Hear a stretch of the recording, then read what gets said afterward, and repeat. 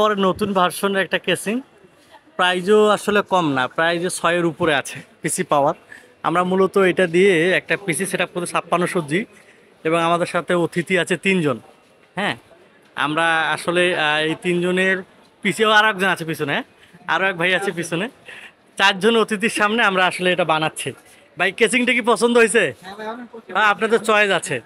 এই পিসি বানালে এটা তো মানুষ মনে করবে 1 লাখ টাকার পিসি, আসলে পিসি ভাই 1 লাখ টাকার ভাইয়া কমের ভিতরে। কেসিং কত নিল ভাই?